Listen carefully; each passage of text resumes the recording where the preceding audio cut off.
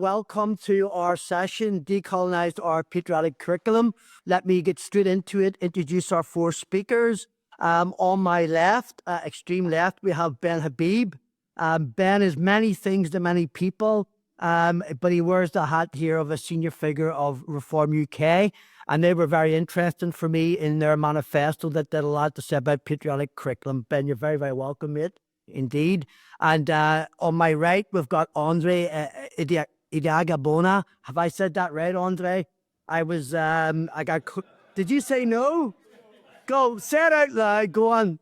Ediagbonya-Davies. And massive apologies, mate. Andre's recently graduated from Cambridge University in history and has spoken in a number of related topics around decolonising of the curriculum. And full disclosure, he's an ex-student of mine. And yes, I should know his surname by now.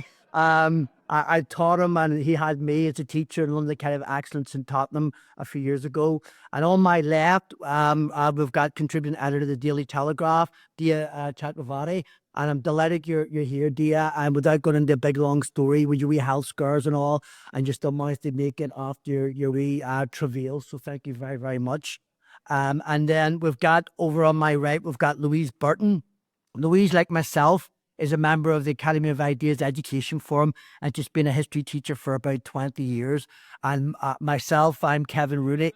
I've been a teacher of history for many years. I teach politics. I teach mostly now philosophy, religion and ethics in a North London school.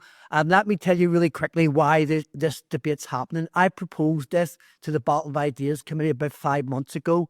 And at that same time, the election was coming up. And I looked at Reform UK's manifesto, and what they said about the patriotic curriculum just got me thinking. I thought that's going to be a good debate. So let's do that. Hence, we got the decolonised curriculum bit of the debate. We got the patriotic bit of the debate. And then we've got to ask ourselves, are we having a conversation about politics? Are we having a conversation about schools? The truth of the matter is it's all of them jumbled up and we've got to try to work it all out. So that's where we're going. And without further ado, each of our speakers will speak for 5 minutes. And then bang, I might ask him a wee question or two. Okay, Ben, are you ready? I'm ready. Can I just say thank you very much for inviting me to speak, Kevin? I'm flattered to be here, and I'm flattered that so many people would wish to hear. You're probably not here for me. You're probably here for the other speakers. But thank you very much indeed for giving up your afternoon to this little talk. I mean, it's self-evident, isn't it, that we have a great country and a great history? Surely that is self-evident. You don't need to pick up a history book to know that, because the fact that we're all in this room able to debate subjects as sensitive as Islam all the way through to this lesser sensitive subject, in my view, because there is only one clear answer to this debate, that we can all express ourselves, at least for the moment. So far, so good. We still have free speech in this country. And we have this ability to speak freely, to hold different views, and practice what we believe in, largely because of the fantastic history we've had. We've had champions of freedom. We stand on the shoulders of giants. And I'm sick to death of the misrepresentation of British history. And it's come together, as Kevin was indicating, it's not in isolation that our history is being trashed.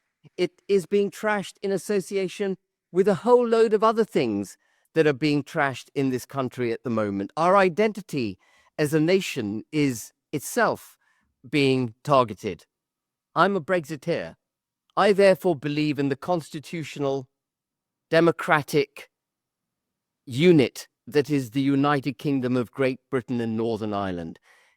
Such a unit can't exist if you hold those who came before you in contempt and in shame. Such a unit can't go forward proudly and prosperously if those who inhabit the islands don't believe in the islands.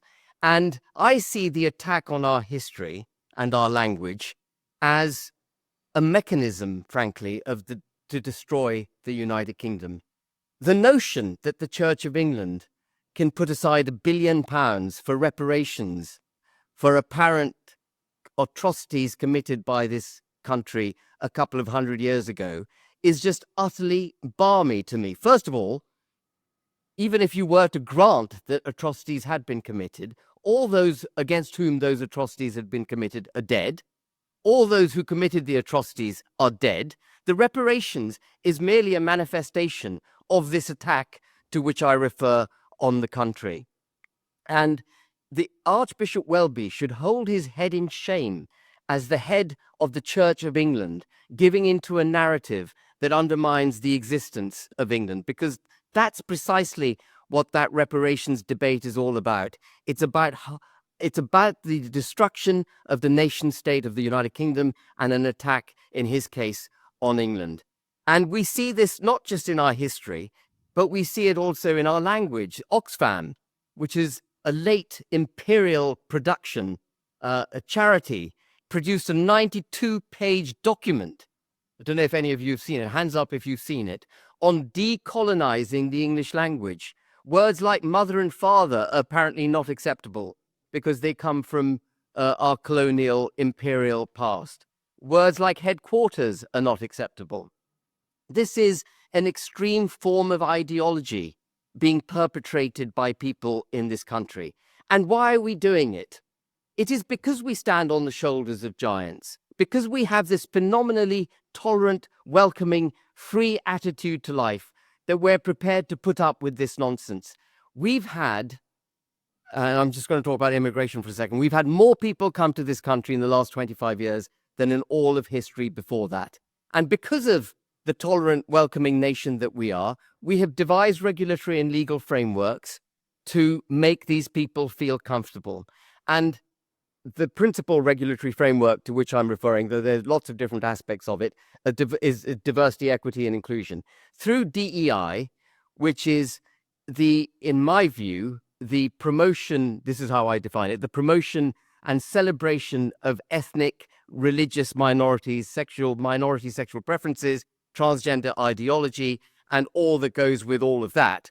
It's the promotion and celebration of those different aspects to the detriment, if necessary, of the majority of the people in this country.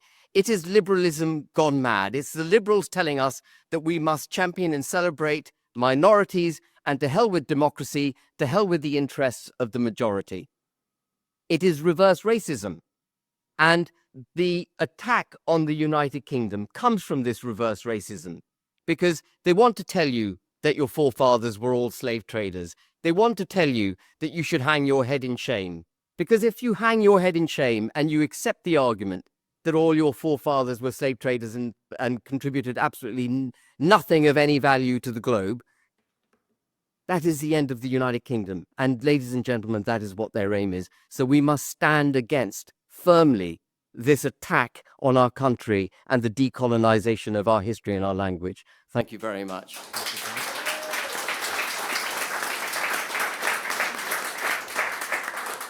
Perfect timing, Ben.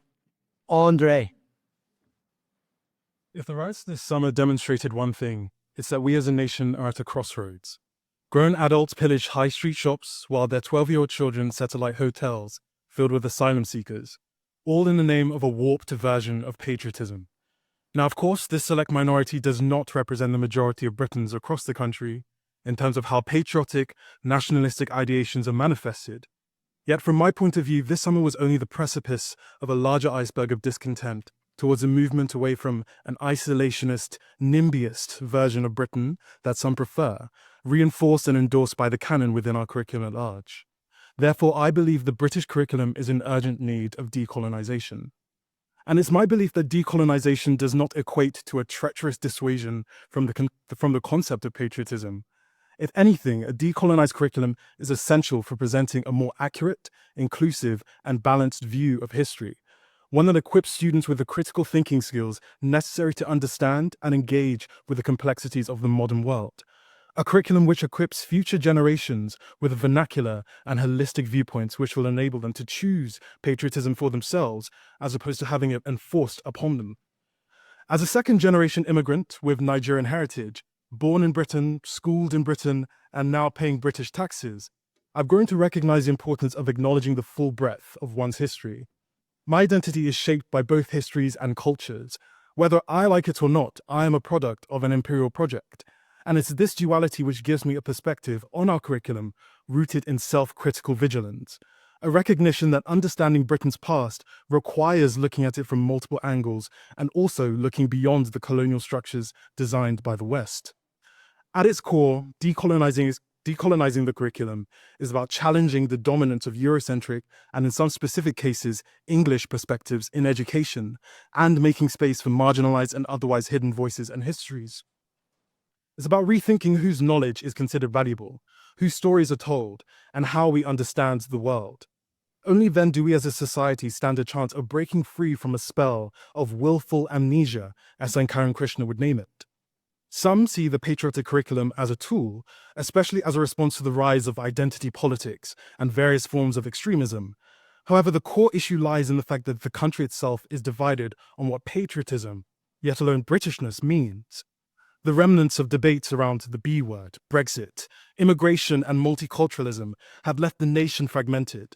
With such deep social divides, enforcing a singular idea of patriotism in school risks becoming more about social engineering than education itself. This approach could undermine the very principles of education by imposing a narrow and potentially exclusionary vision of British identity onto the next generation. One of the main critiques against the decolonization movement is that students of color shouldn't see themselves represented to engage meaningfully with ideas, concepts, and facts. You may be surprised by the fact that I do agree with this. The power of education should lie in its ability to transcend self and instead facilitate self-development. Therefore, why not also emphasize the need for white English or white British students, particularly in predominantly white areas such as Carlisle, where 95.1% of the population identifies as white, to experiences and histories beyond their own, especially because we now live in a world where students can turn on their phones during break times and be exposed to ideas, concepts, and facts from those beyond Europe, but will not necessarily have the verbiage or context to effectively engage with them. Representation is not a one-way street, especially in our globalized world, and we must acknowledge the reality of our interconnectedness. The isolationism that some opponents advocate is detrimental to the education of future generations. When I, as a Black Nigerian man, discuss learning about diverse histories, I'm not solely referring to just Black or Nigerian perspectives. For instance, my former politics teacher was from the north of Ireland, yet I felt we weren't exposed to sufficient texts that reflected the Irish viewpoint on colonialism and its impacts. There may be a fear that such exposure could foster radical views against England or Britain, but it's crucial that students encounter a range of perspectives. If we shy away from presenting students with differing views due to a concern about fostering anti-British sentiment, we as a society must come together and critically examine where that fear originates from. Understanding the roots of this sentiment can then reveal why engaging with Britain's complex histories from various perspectives is vital. Importantly, this isn't about indoctrination or guilt-tripping white students into feeling ashamed of their country. It's about teaching them how to critically evaluate the world that they now live in. A well-rounded education should foster empathy and understanding, preparing students to engage meaningfully with issues of race, identity, and inequality. And to dismiss these concepts as tools of divisions which do not belong in the prism of the school is to not only ignore the educational, but also the systemic negligence which led to instances such as the Windrush scandal to happen only a mere 6 years ago. While some fear that these discussions may become overly simplistic or dogmatic, excluding them from the curriculum would be a disservice to students. And I'll finish my speech by saying this: there is no war or attack on the past, but there sure is a critical need to reevaluate the way that we teach it. Thank you. Brilliant.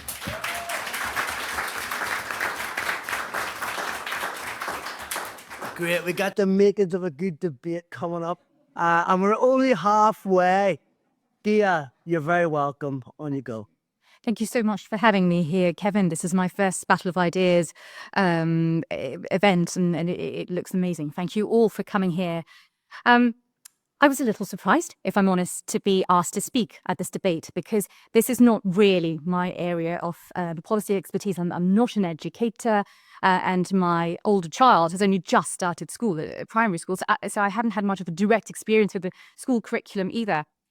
So perhaps what I can share with you is my thoughts as the mother of young children and one who wants to raise her sons with a sense of belonging.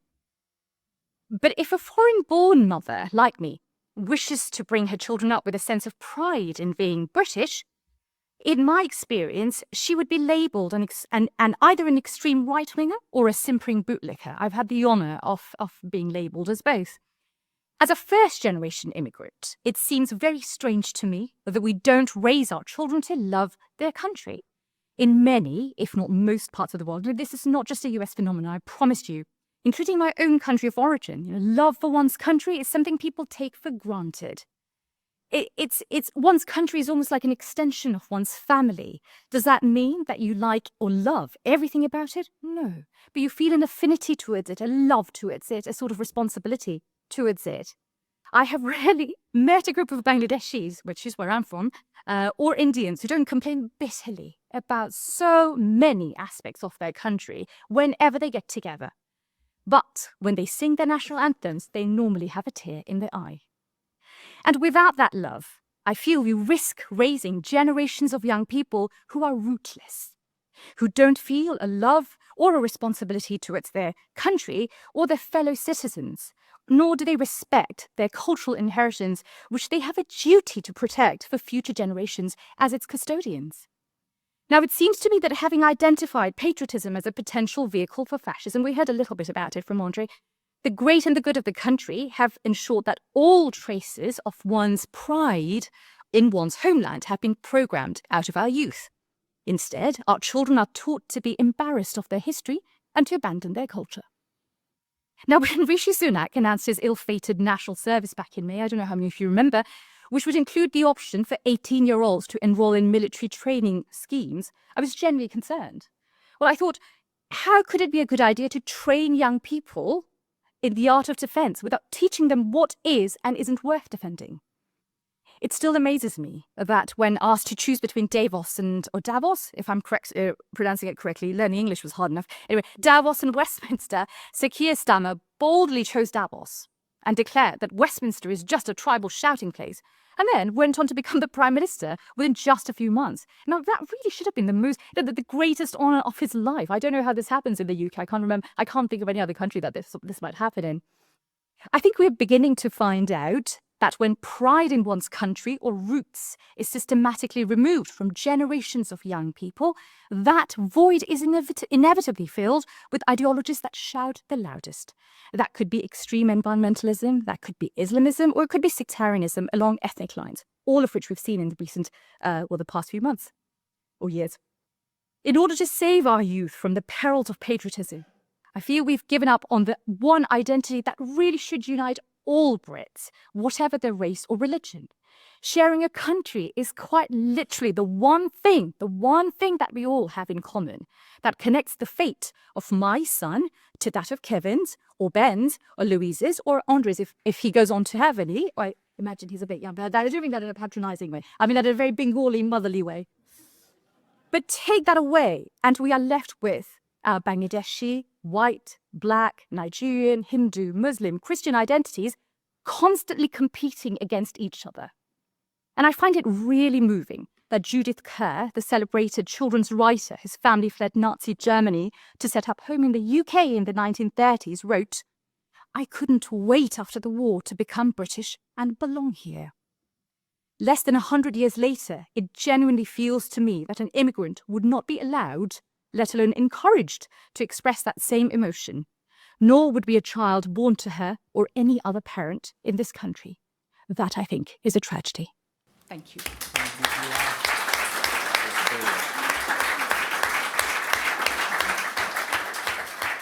And now we go on to a teacher, last but not least, Louise. As a history teacher, I feel there's quite a big pressure on me now to represent the teaching community.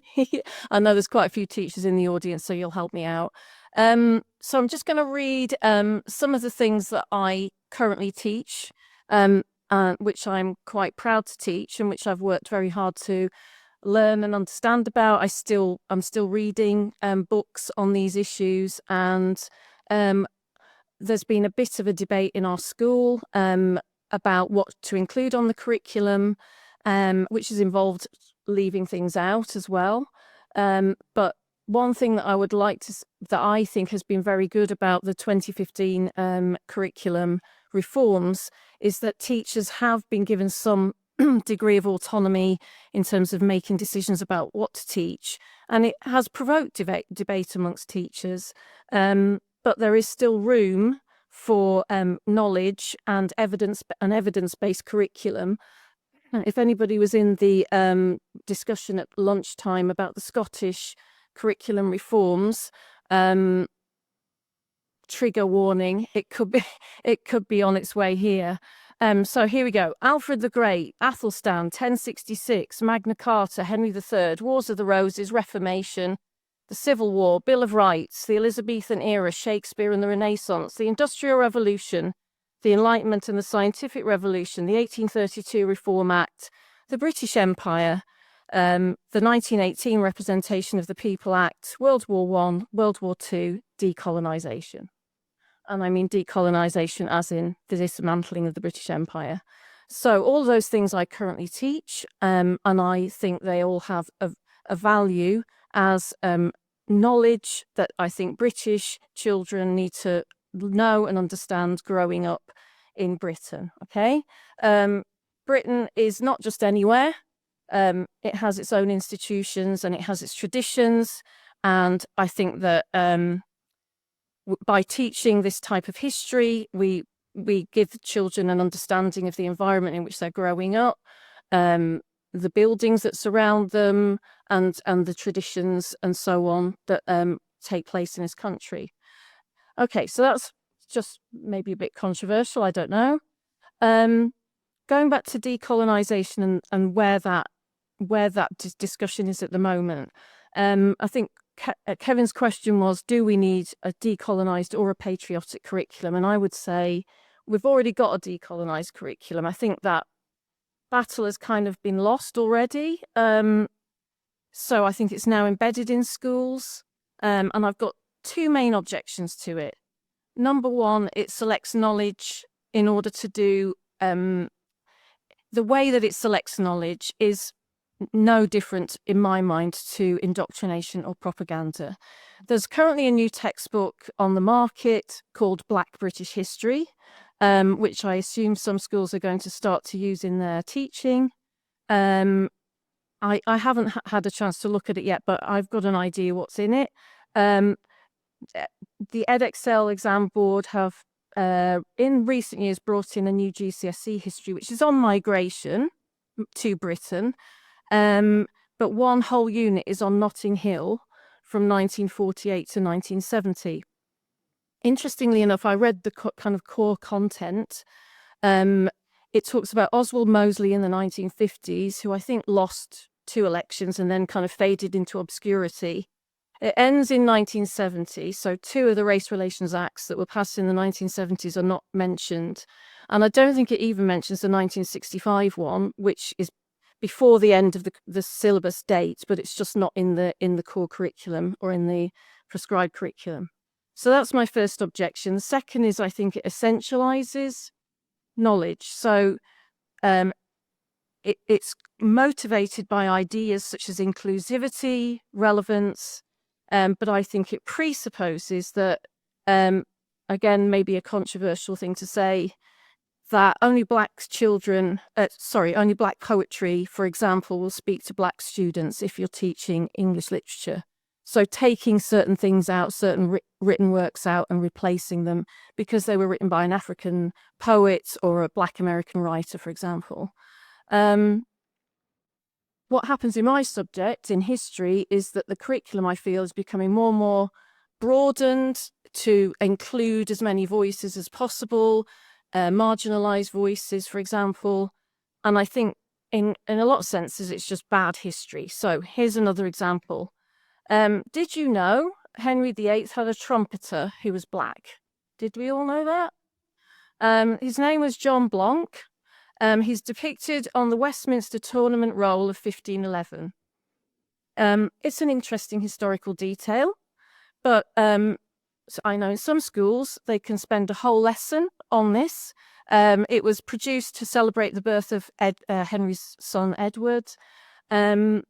But why do we feel the need to use that? And I think it comes from what's her name, Kaufman's book called The Black Tudors. Yep.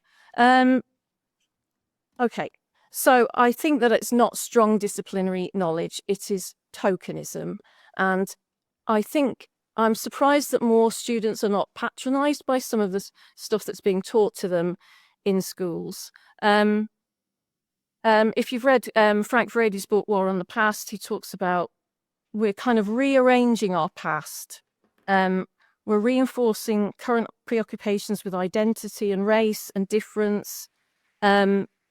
History's been a subject, I mean, what to put in the curriculum has been a subject of debate since I started teaching in the 1980s. I'd like to say teachers should decide what's on the curriculum, but I'm not sure teachers are exempt from some of these, some of these prejudices at the moment. And so I think we could have a debate about that and discuss that a bit more. Who decides what's on the curriculum? Is it parents? Is it students? Is it teachers? Or is it the government? Have I got, how much time have I got? 1 minute, okay. I was going to talk briefly about patriotism.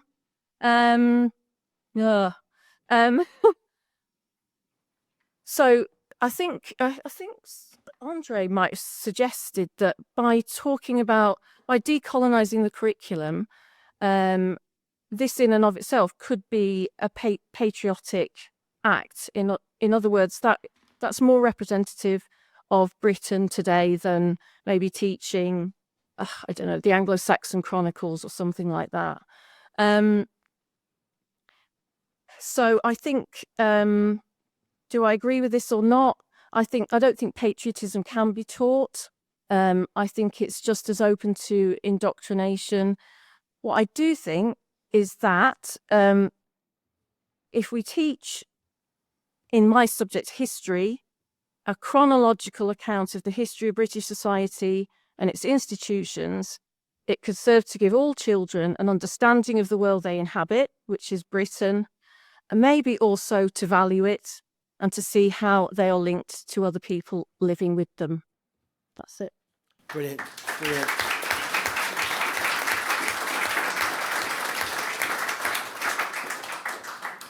Guys, look, Louise, you're interesting because you were honing in a bit more on the curriculum than most of the other speakers. And if you're happy, guys, I'm taking a risk. I'm going to leave the curriculum bit for 10 minutes, if that's all right, maybe roundabout.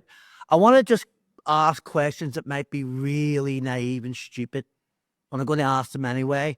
And it's just a genuine question, first of all. Ben, you're talking about our identities being trashed and we can't maintain the union if our identity has been trashed. That's high-stakes statement. That's a very bold statement. And that's interesting. So what I want to ask anybody, do we, after the summer riots and all the rest of it, and basically, you've got Reform UK here, you've got like Daily Telegraph columnists, you've got the black lad from Tottenham who's talking about decolonised curriculum. Do we have two nations? I mean, do we need to have an honest conversation here? Where are we at? Question mark. Is the elephant in the room that we need to spell out the fact that we're hugely divided and we got to just confront that, or are we not hugely divided? Is that to me? Anybody? Ben, you go. Yeah.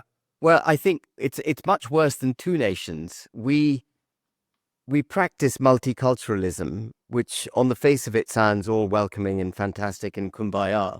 But the way we've gone about practicing multiculturalism is not with a view to the brilliant exposition that you gave, if I may say so, on the need for a feeling as a unit, as together, as one country. The way we've done it is to say, well, those people who are coming into this country have not just a right to believe their religions and practice their cultures, but actually we're going to put cotton wool round their cultures. We're going to put cotton wool round their identities and their cultures, and we will promote and celebrate all these different cultures.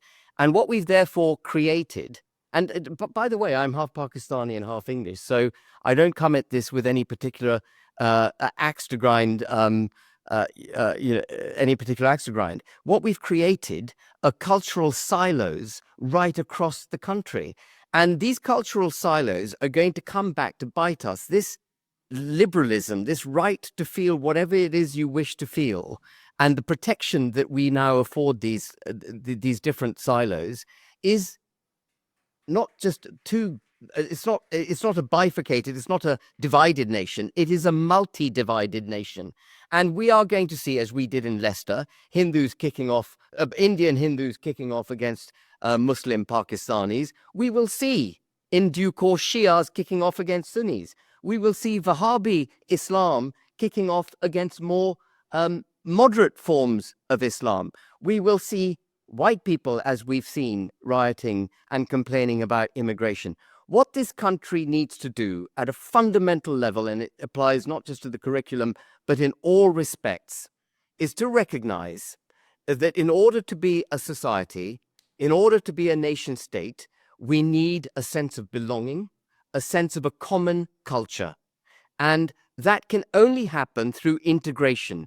It can't happen through the promoting and celebration of different cultures all alongside each other. That is the route to division. Just one last thing I want to say before I finish. In the promotion and celebration of all these different ethnicities and cultures, what we've effectively done is something which didn't exist when I was a child and had the great privilege of being educated in this country.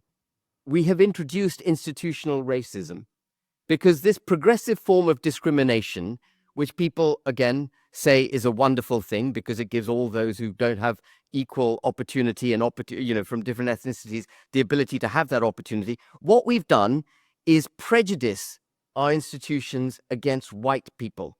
That is effectively what has happened.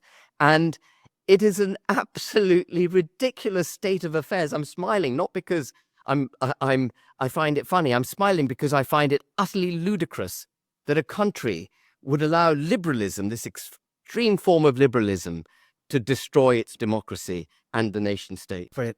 Okay. There's always a risk, you get into a binary and you polarize it, but I'm going to do my best. Andre, Ben thinks this is all made up. He thinks this is all woke stuff, these. I use the word characters. Yeah, and I'm using it though. I'm using it. So he said it's all these sort of things. Like, so what's your problem here? You support decolonizing of the curriculum and so on. Would you like to respond to Ben and to me and tell us what the issue is and where you think Ben is right or wrong? To answer your original question of whether we exist as two nations, I would somewhat agree with Ben in the sense that we kind of exist with more than two. We exist with kind of a mess of nations because of the different voices and how that has somehow kind of conflated the overall goal, which is to educate young people on what happened in the past and how we can then teach them how to think for themselves in the future. I kind of think that we also exist in two nations where there's one that accepts, one nation which accepts its place within the context of a modern global world, and one that chooses to ignore that fact. And I think when we go to decolonization, it's not necessarily suggesting that we look at different minorities coming into Britain, placing cotton wool on their existences, and then saying Britain bad, these countries good. If anything, I think it's a case of bringing evidence or striving to create and find evidence of what those countries existed like before colonial projects existed. When Louise mentioned how she teaches history in her school, one thing I noticed is that just in the case of Black people in particular, it starts with the empire, the British Empire subject. And I think that's part of the problem.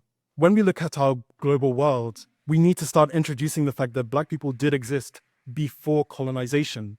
And this could be introduced in many, many ways. For example, in English, Things Fall Apart by Chinua Achebe, Half of the Yellow Sun by Chimamanda Ngozi Adichie.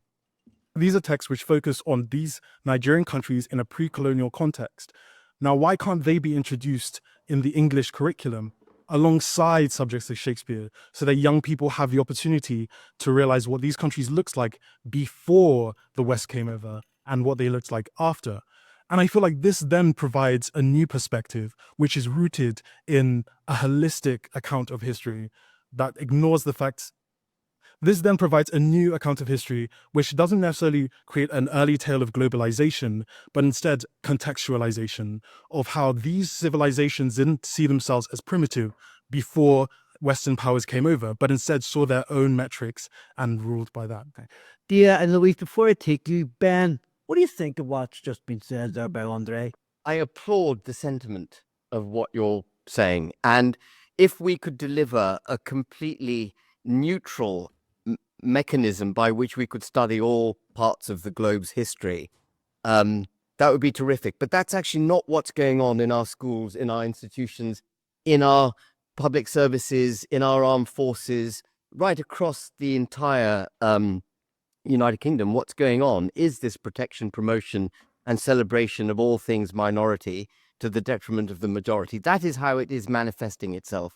That is why we have the breakdown in society, the multicultural breakdown that we're now seeing, and it's only going to get worse. It's not going to get better. What we've got to do is recognize that to have a settled status, we must have a sense of belonging, which Dia spoke to so well, and that sense of belonging ultimately, and Louise was absolutely, you can't teach patriotism. You have to feel it. And I feel it through my veins, my bones, every part, every corpuscle of my body feels patriotic to this country. And that can't be delivered by the ideology of division, which is what DEI is. It talks about inclusivity. Okay. It is the ideology of division. Okay. Dia, following on from Ben is painting this picture. I'm not totally convinced by the way he's presenting it. Is it the case that there just happens to be millions and millions of people who basically aren't happy every time you mention patriotism and Union Jack and all that? Yeah. And they just see the world different? Yes. So what do you reckon? Well, where do we go? So I want to just speaking to what Ben was saying. In February, a report came out which said that the countryside was too white. It was a white space which prevented people like me from enjoying the outdoors. And this report was picked up by the National Trust and lots of other what I would call serious charities, and was taken very seriously. It included this sentence. I find this so insidious. The perception that green spaces are dominated by white people can prevent people from ethnic minority backgrounds from using green spaces. I live in a country that's about 82% white. Do these people genuinely feel that I've come into this country and I'm patronized coming into a room where most of the people look like you, Kevin, rather than like Andre? And with Ben, I'm a little bit confused because he is half Pakistani. He's but he's still quite fair. What is this thinking? Which other group would you talk about like this? That somehow the presence of white people is intimidating for me. The other thing they talked about were the white values of the countryside. Now tell me this. Which other ethnic minority or which ethnic minority value could replace that white value for me to feel more comfortable in that? A Nigerian set of values? Or would Andre feel better with my Bangladeshi values? Why? Because it's untainted by whiteness? Yeah. So I don't quite understand that. A little bit, I mean, you've got Rakib Ehsan speaking here, so he might have talked about his own report. I don't know. Something which I found was really heartening, a policy exchange report has just come out, which has found that 72% of those polled believe that children should be taught to be proud of British history. And this was the case within every single ethnic group that was polled. So I think that while the institutions, organizations like the BBC, I have to mention them, I'm sorry, they constantly push this narrative of divisiveness because that is all that it is. Regular people, ordinary people just want to get on. I am not intimidated. Please, I am not intimidated by a room full of white people. I am not. One thing I want to address, which Andre brought up. Let's talk about what a lot of other countries looked like before the Brits came in. Okay, I want to talk about my country. Let's talk about South Asia for a little bit. It is, I think, a strange manifestation of British exceptionalism to think that Britons are the only people with some parts of their history which are absolutely terrible. That is a ridiculous thing. I think the Brits seem quite proud about this. No one has ever been as bad as we have been. Right. Now let's look at my culture, okay? Because let's do it honestly. If we are to look at our culture, and I agree with this, we have to take the good and the bad, and we have to have a balanced view. So I come from Bangladesh. I used to be a part of wider India before it was broken into pieces. Part of my family is Hindu, part of my family is Muslim. It was Hindu culture until the early 1900s was burning brides at the pyre. This had nothing to do with the Brits. The Brits didn't bring that culture into South Asia. It was part of who I was. It was part of my culture. Does that mean that I'm not proud of any aspect of many other parts of my culture? No, I adore it. I love it. I embrace it. I'm dressed like this. I mean, not that I'd quite like to be dressed like this all the time, but I've got to go and sing somewhere because I sing in Bengali, and I'm dressed like this because of that. I love my culture. That does not mean that parts of it weren't desperately ugly even before the Brits got there. Great. We're going to take a commercial break for 2 minutes. Dia's going to sing us a song. Here. Anytime, Dia. You're very welcome. Louise, after you come in, I'm going to go out to the audience, and the people can get stuck in, ask questions, say what they want. Louise, you say whatever you want, but just like inching towards the curriculum, can I say, I ask all my students in all my classes this past couple of weeks, I go, if the Germans or Nazis invaded England, would you be prepared to fight and die for your country? And I've asked them from the sixth form right down to my form, who are year 8s, 12, 13-year-olds. And on average, maybe about 3 or 4 will say they'd be prepared to fight and die for the country. And other ones that either say, don't have a clue, or absolutely no. Do you think, in terms of that maybe lack of patriotism, if we can call it that you can do something about that in the curriculum, or should you even try? Or is that just politics? Or is that, where do you situate that? Is that an issue for educators, or do we just say that's just life? No, I don't think it's the job of the curriculum to instill that. I think schools, as they are cultural institutions, they can create a sense of belonging, camaraderie, tolerance, through the act of teaching and learning, but also the wider curriculum. Some of the sports, choirs, all those kinds of things. But I don't think that's necessarily going to make 13-year-olds want to fight in a war. That's why we have national service in the 1940s. But I mean, I don't think the curriculum would solve that problem. It shouldn't be a question for schools. No, I don't think so. Brilliant. But I'll just say something something Dia struck me about the whole discussion about non-white people going into the countryside. Isn't it interesting that we have white culture and then we have lots of other culture? I actually get really annoyed that I apparently have a particular culture that everybody who's not who's white skinned shares with me, and I think we should have one culture, which is the society in which we live. Does not, do you know what I mean? It's just sort of, what does white culture mean? I think we need to. It's either British culture or it's. I thought you were going to break your surname down there, Fahy. You start talking about Irish culture. Wait, I'm Irish and all. I'm not gonna. Teasing you. Hey guys, it's over to you, and we'll take 4 or 5, or maybe even 6 if they're questions, and brief, and then panel will come back and pick up different things. Thank you very much. Basically, one of the lies I was being told when I was younger, I also have a Bangladeshi heritage myself, is that the evil British people went to Bangladesh and destroyed that country and exploited that country, the controversial aspects of the empire, right? And it is true that the British Empire had controversial things. It is not personal, but the lie we're being told is the British people done that, which is not true. Because if you look at real British history, the people in this country, right, they fought for their rights against the same people who exploited people of other countries, yeah? And they fought to right to work, to right for education. They fought against racism. Think about how we fought against the Nazis, how we fought against the National Front and John Tyndall. That's why I don't suffer from racism. I rarely have racism. Well, back in the 70s, we had some racism. But why that stopped? Because the British people, exactly, fought against the National Front. So how could these people say, like, oh, the people in this country is all evil? And not only that, it's also racist, not only because of this original sin about white people, saying they're bad because they're white, but you just said that I'm not British because I'm brown. So all these people advocating a lot of this decolonization crap, they're racist. Do you think about that? They're bringing ill from racism. Thank you.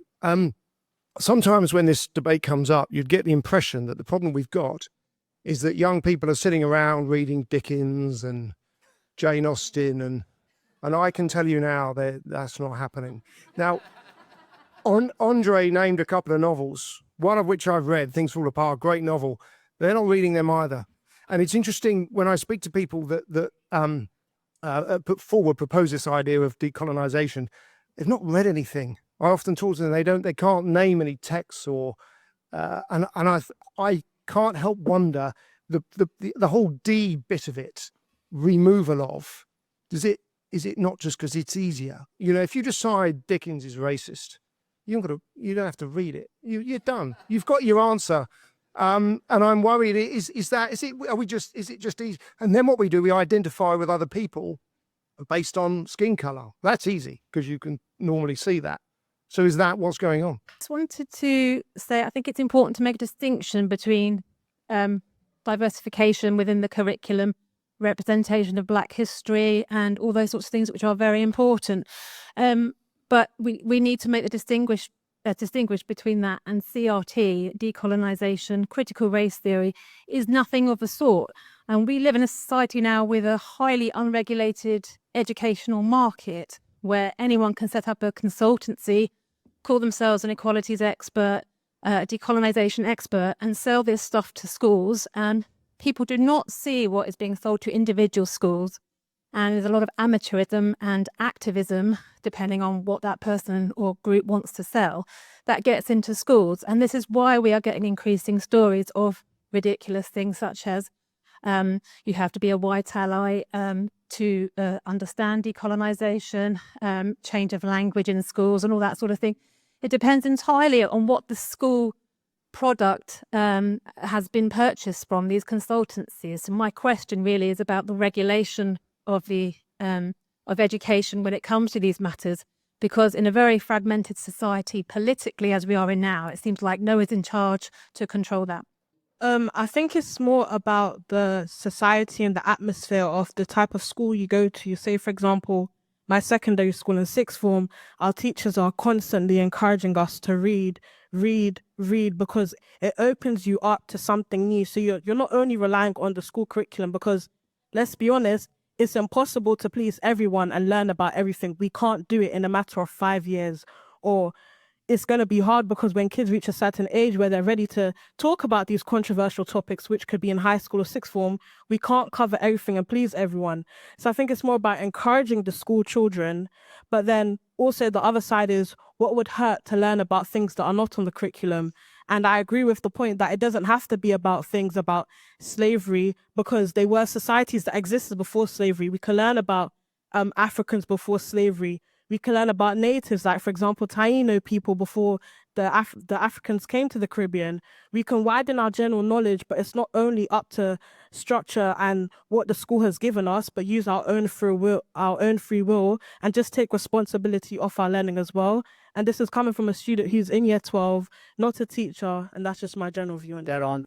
Yeah, just wondering if there's a role for government in more tightly regulating. We just heard a question about this, essentially preventing the kind of ideological activism that seems to be sweeping through the school system. So the U.S., obviously, some of you will be aware of the critical race theory bans in school. I'd be interested in thoughts about that, and similarly around gender ideology and the trans activist position that's being talked about. In fact, surveys that I did with Policy Exchange showed 3/4 of students had heard at least one of 6 critical race and gender theory concepts, white privilege, patriarchy, etc. So this is happening in most schools. Is it time for probably a right of center party, let's face it, to clamp down on it? Thanks. Just a quick question about how we build this sense of belonging. I agree with Ben, we need to build a sense of belonging, but I also think Andre is trying to build a sense of belonging in his own way. And I just wonder what that sense of belonging is, rather than everything being very dramatic and terrible and how crap are things right now.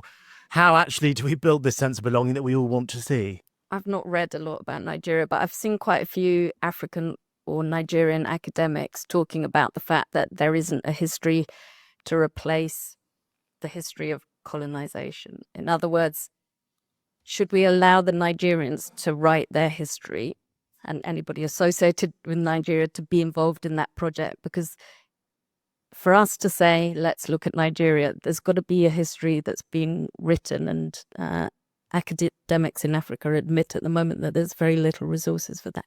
And the second question, Scotland, very quickly. The SNP is also against the history of Scotland. So my kids growing up in Scotland have not been taught the Scottish Enlightenment. Increasingly, they're not allowed to read Rabbie Burns because he was sexist. Even in a country which is led by a political organisation which is nationalistic, they still can't handle history and they hate heroism. So what's going on there? Good question. Good question. Okay, guys, do you know what? I'm going to be a la carte free for all. Pick up whatever you want, and then when I come back to the next round of questions, I'm going to structure the last bit of the discussion much more about the curriculum and can the curriculum solve these problems or not, or should we not look to schools to solve what are effectively non-educational problems? Ben, you're not shy. You want to kick us off with your thoughts?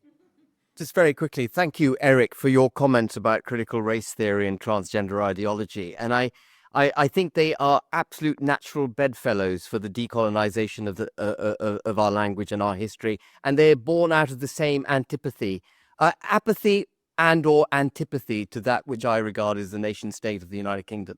And we have to clamp down on all forms of this extreme ideology, and it is an extreme ideology. As for how we go about doing it, I think it's the simplest thing in the world to go about doing it. We repeal the Equalities Act. We always talk about making new laws. There's so much that could be done simply by restoring the way we were. And we should repeal the Equalities Act. We should repeal the regulatory framework of diversity, equality, and inclusion. We should, as Louise suggested, we should not have divisions in our society based on skin color or ethnicity. We are British, and we must be integrated. We must have an integrated culture. Without an integrated culture, we will not get a sense of belonging. And so all this division that comes with DEI and progressive discrimination must be made illegal. And we must go back to sing the national anthem. And I applaud you for putting up the portrait of the king in your class. We must go back to these very basic things. You know, I'm half Pakistani, and I'll finish on this. I'm half Pakistani. I had the great privilege of being born in Pakistan in 1965, 18 years after independence, 18 years after partition. And what I grew up in was a very peaceable, smoothly operating, fantastic country. And it was in significant part because of the British legacy that I had that fantastic childhood. And as Pakistan's form of governance, its form of democracy took hold in the 1970s, and I'm very sad what happened between Bangladesh and West Pakistan, East Pakistan and West Pakistan at that time. When democracy took hold of Pakistan, when they started governing themselves in the way that they wished to govern, things have frankly, and I hope I'm not offending any Pakistanis in the room, have gone from bad to worse. And it's a great testimony to the British Empire that actually there was a phenomenal period of peaceable, prosperous existence for Pakistan in the tailwinds of what it left behind. Okay, I'm the chair, so I have to be neutral. But if I was in the audience, I'd get stuck into Ben there. I'm just saying. Who would like to go next? I think I'm going to start with your point at the front. This idea about there not being a complete history of Africa that we can then somehow import into Britain in order to teach pre-colonial Nigerian history, which we can then import into Britain. But I would probably contend with that idea by saying there has to be a starting point from somewhere. And part of that is through teaching about figures such as John Blank in Miranda Kaufman's book, Black Tudors. While some may see him as an insignificant point in history compared to Henry VIII, who was the king at the time, I think by exploring that idea of race existing in such a neutral way at such a time can then spark something in the mind of a student, which can then make them think about, how can I contribute to a global narrative or explore education beyond my own country? And I think part of the reason why I feel like I am a British citizen. As I mentioned before, I was born here, I was raised here, I work here, I pay British taxes. So I do feel as though I have a sense of belonging, not necessarily by circumstance, but by choice. And I think the last time I really felt a sense of belonging was the 2012 Olympics, because at that time you saw people from the Windrush generation marching alongside former soldiers in World War II, whilst Bethlehem was played at the very beginning of that. And that really marked an intersectional point in time, which I think we can replicate within the curriculum itself. Now, of course, as the lady at the back mentioned, we can't learn everything in the curriculum, but I think the curriculum can serve to provide the building blocks from various cultures, both colonial and pre-colonial, not through the lens of a form of patriotism, but through the lens of education overall, which can then inspire students to go out and learn for themselves. I think one of the problems with discussing decolonising the curriculum is that we're discussing it in isolation from developments elsewhere. My starting point is we need to decolonising the curriculum and be much smarter about what this means, because actually it's not about Britain, it's not about Nigeria, it's about a vision that is contrary to a world of nation states. I think when we're talking about this, we need to be thinking about what is empire. Empire is a key form that has been traceable back to antiquity.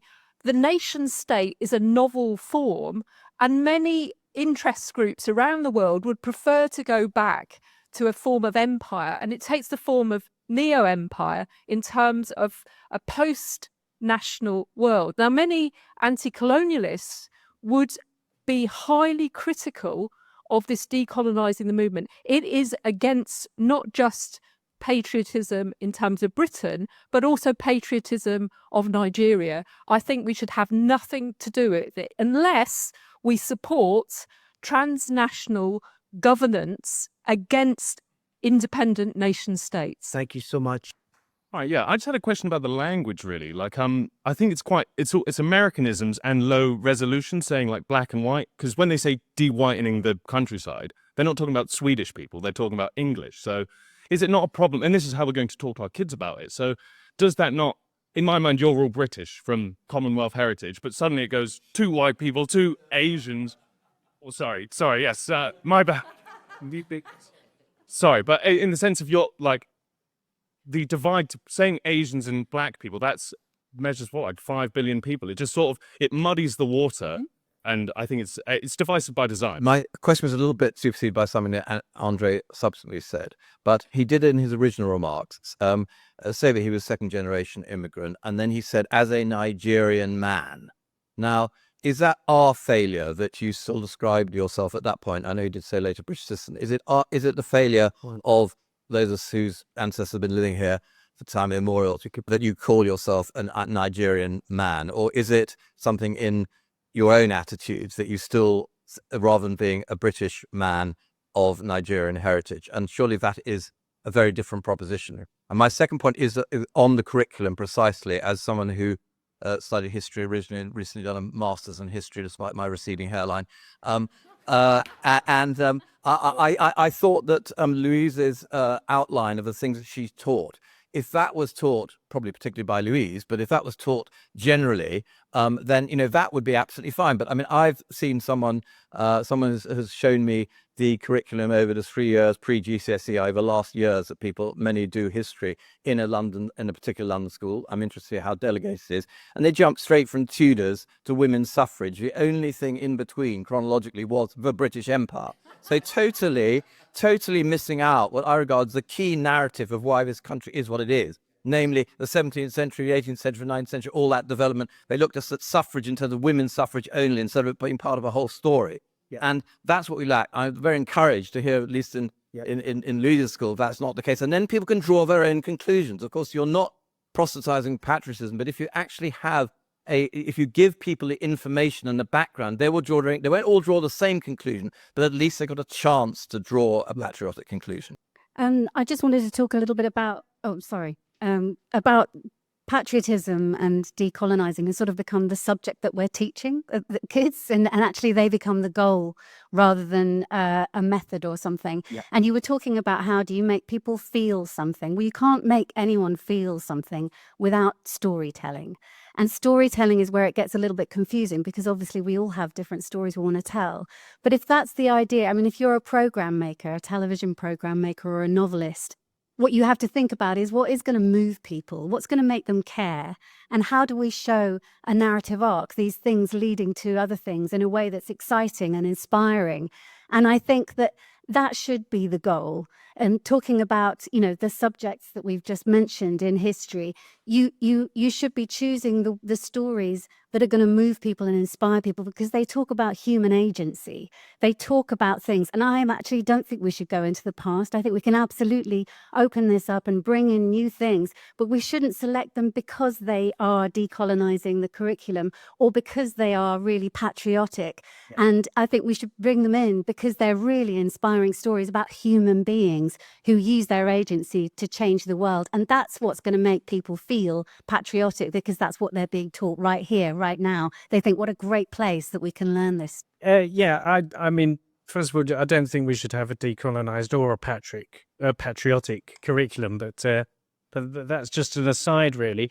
I was quite interested in the way that you discussed it, all of you, really, because you talked about this topic as if we're talking about the study of history. But we're not. We're actually talking about something much more general and much more insidious and much more scary. We're talking about something that's actually across the whole curriculum. I teach in the university. I teach in an engineering department, and they're trying to force a decolonised curriculum on us. Well, I teach fluids. I'm not sure where I bring this in, but you know, it really is as ludicrous as that. And I've had some big. I'm willing to speak out on these things, but one of the few people who are, and have had some big rows about this. I think in terms of the way you characterised it in particular, Andre, I think if that was what we were talking about, I would be quite happy with the idea of decolonising the curriculum, but that's not what we're talking about at all. You talked about equipping people with thinking skills. That's called education. I mean, that's actually what educators should do. There's very little of that happening in universities today, let alone schools. Actually, it is indoctrination, it's not education. You talked about understanding the past from multiple angles. That's not what decolonising the curriculum's about either. None of these things are. Expose you to a range of perspectives. It's not. It's one perspective. It's pushing a particular view.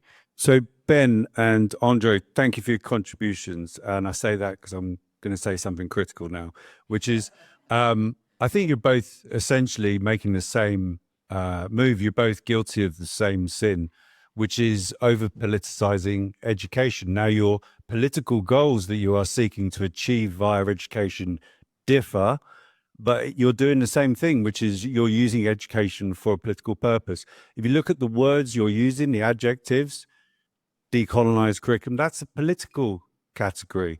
Patriotic curriculum, that's a political category. No, let me finish 1 second, then you can reply. They're not educational arguments, okay? And the danger of a politicized approach to the curriculum is it's the road to state indoctrination via the curriculum, okay? So, Ben, you've been challenged. We'll go with you first. I'll just quickly say, I do not advocate for a patriotic curriculum. I advocate against a decolonized curriculum. And it might be that the People's Contract, the Reform UK's manifesto policy document, refers to a patriotic curriculum. But I wouldn't have used those words if I had drafted that document. Ah, that's interesting. Reporters in the room, Ben Habib, a tax manifesto said it was wrong. Bang, Guardian headline tomorrow. It won't be the first criticism I've had of Reform UK. Yes, nor the last. Brilliant. Now, guys, you're also polite. Who would like to come in? I think one or two people had a pop at you, a challenge, just said a couple of things. Would you like to say anything, Andre? I think I'm going to tie 2 points together made by a woman at the back earlier and you at the front. I guess what I have been doing is pretty much promoting this idea of diversifying the curriculum. But in my head, I don't see this as something that's explicitly mutually separate from decolonizing the curriculum. If anything, it's a gateway into creating a better curriculum overall. I think, as you mentioned earlier, education should be something that ignites something within students, makes them feel excited about the things that they learn. And I think by transcending this idea of identity, not only in my perspective as a Nigerian and a British person, but also white students in the country overall, I think they should be able to see different cultures, different experiences through a non-colonial lens, which is the idea that the things that are taught in the canon as it is now are what are being taught as, well, the things in the canon now are coming from a predominantly Western perspective. And of course, within STEM, it's going to be difficult to implement different perspectives and views, but part of that involves crediting people who are otherwise hidden in these stories as to where those ideas came from beyond the West. And I think in that way, we can start to begin to move towards a diverser, decolonized curriculum. And of course, it may seem like decolonizing the curriculum is a very political thing, but in my opinion, if anything, it just expands what students are learning in terms of the building blocks. They're not being told that they must adhere to a version of the country or the world, but instead they're being taught more perspectives from a non-Western standpoint.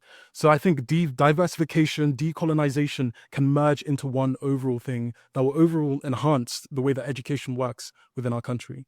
But Andre, see this speaker here? Is he not talking nonsense? This one here, Toby Marshall, the idea that the curriculum's not always been political. He has this beautiful image of these scholars developing the curriculum in a bubble away from the rest of the outside world. Do you think he's right on that, or you think he's like making that up, or he's smoking too much dope or something? Well, I guess to some extent, and a lot of people might disagree with me on this, but almost everything is political, especially the things that are chosen to be put within the curriculum themselves. To suggest that human experiences don't necessarily define what then goes into the curriculum and then how those then get taught to children below from this top-down perspective, I think that ignores over what's been taught to them beforehand. So I think multitude of experiences feed into the experiences of the future generations, and it becomes this paradoxical cycle. So I think it's always been political, and it will continue to be political, whether we decolonize it, make it more patriotic, or choose to do nothing about it. Right. And I hesitate to ask you this question because I genuinely hesitate because it might take us off in the wrong direction. But I do think it's an honest question. The fellow with the receding hairline touched on this. And he said, you said as a Nigerian or whatever, and just, you know, as a black lad born and reared in Tottenham and second generation Nigerian, on this whole identity thing, I mean, you know, how do you see it, Andre? I mean, just tell us the truth. I mean, do you feel British? Do you feel proud to be British? Do you have a real problem with the way this conversation's going? Do you think there's nothing wrong with seeing yourself as a Nigerian? Where's that whole identity thing for you? Well, to be entirely honest, I see myself as both, which seems like a cop-out answer, but I do see myself as both.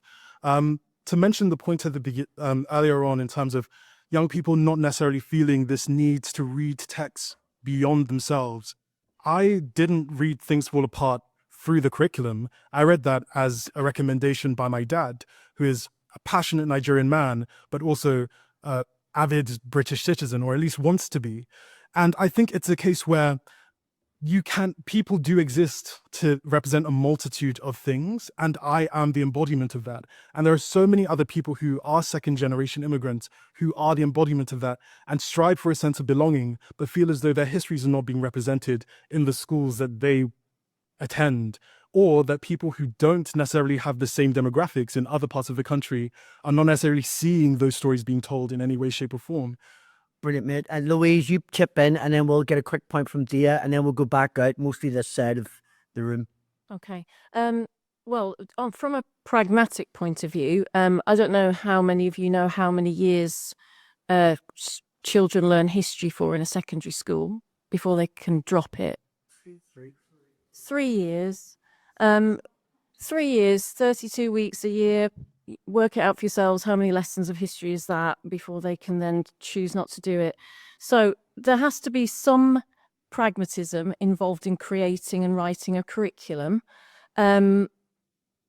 I don't disagree that with Andre's view that people need to know about the world beyond themselves and about other histories. But we're teaching history in Britain, in British schools, and I think that it's not a political act. It's what do you think by the time they reach 14 they need to know, and we do talk about Britain's relationship with other parts of the world in the process of doing that. We don't just ignore everything else, but that's what kind of shapes the curriculum, the things that I outlined earlier.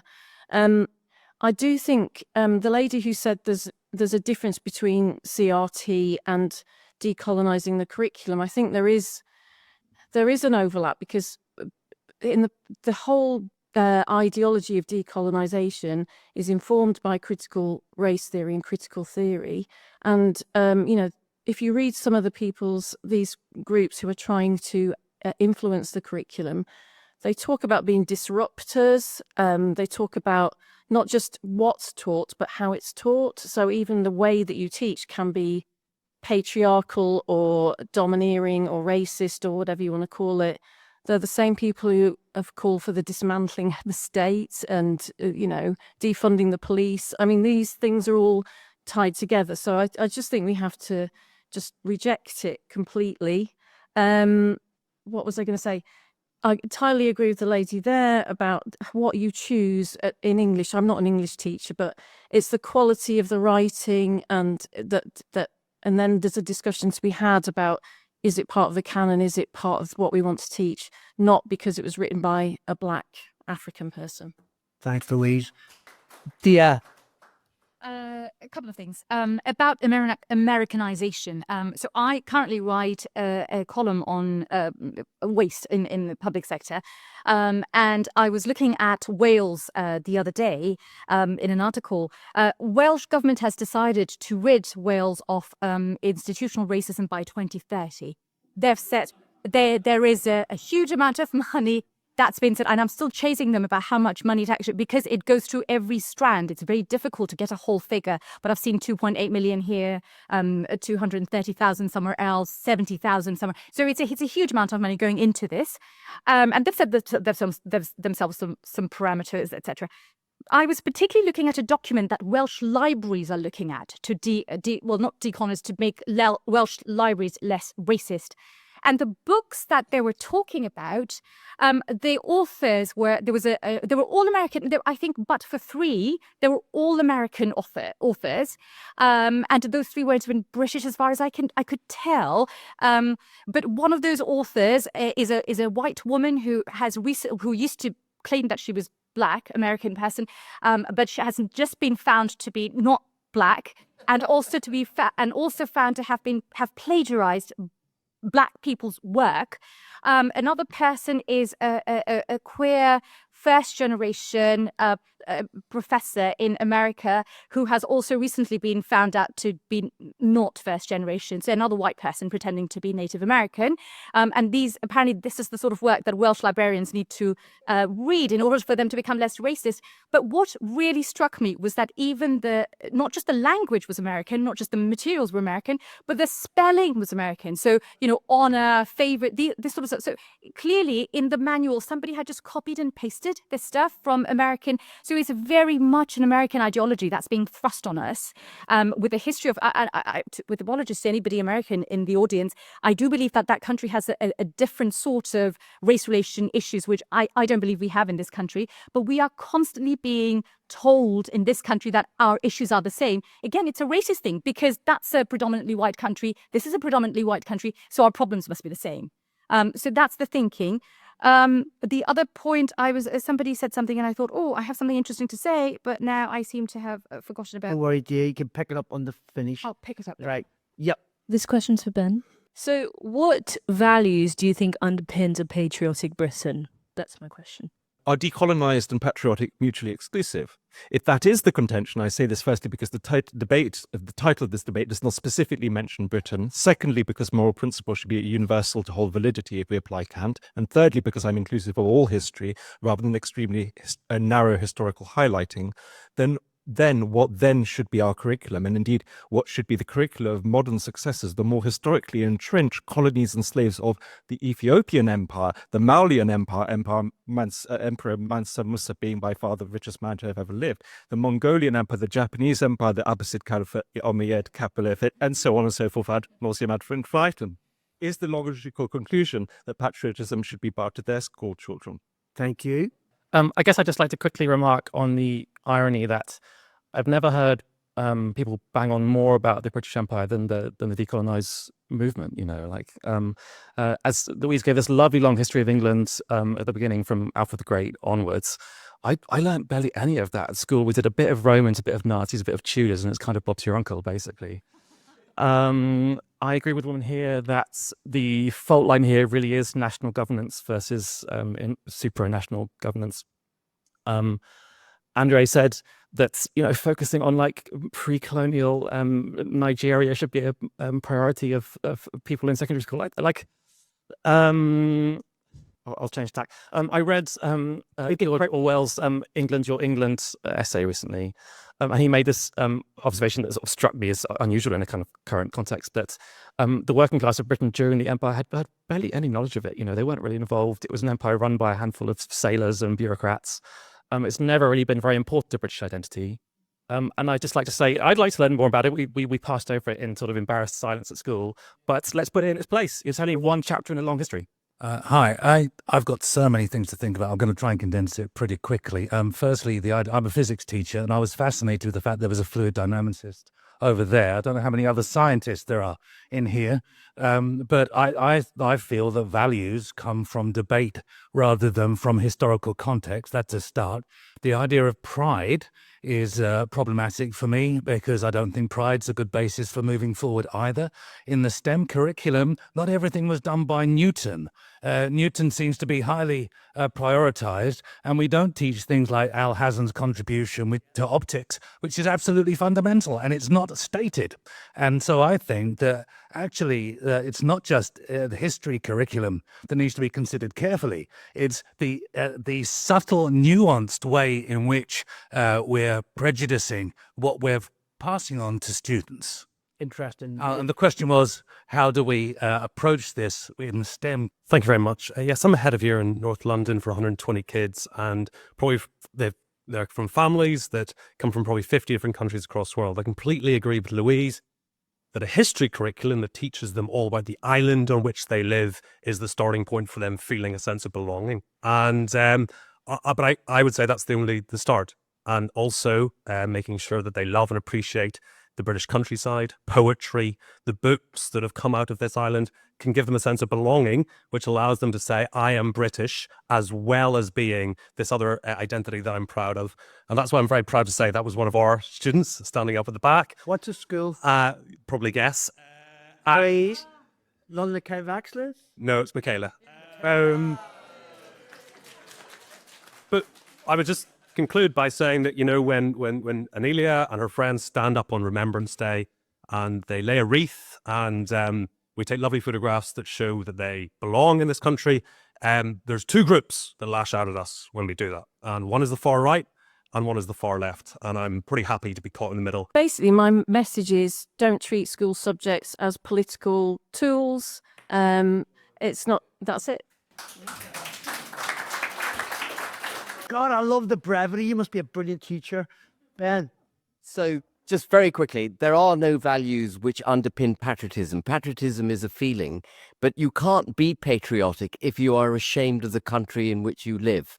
And the decolonization of the curriculum leads to shame and embarrassment and a lack of self-confidence in the United Kingdom. And that's why I'm against that. I just want to say that I resisted reading Dickens, Thomas Hardy, and any of those other tomes when I was at school. To the extent I read them, I was forced to read them. But what I did read with alacrity, which some of you will be familiar with, was the Commando mags. And I knew exactly who the good guys were and who the bad guys were. So I guess my last words will address several truths about what I've said and what the rest of this panel have said.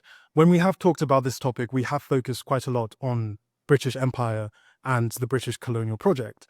And of course, there are colonial projects across the world, which we should also think about interrogating as well. It's not a case of presenting them as things that were better colonial projects or worse colonial projects than Britain, but presenting them as they were. And of course, as I said before, that has to start from somewhere. By bringing these topics to the schools in whatever size, however small, or however well researched they are, that's where we start these conversations. And by and large, the decolonization movement is a call to conversation. And I guess this has been quite a good conversation. So thank you all for this. Give them all a round of applause.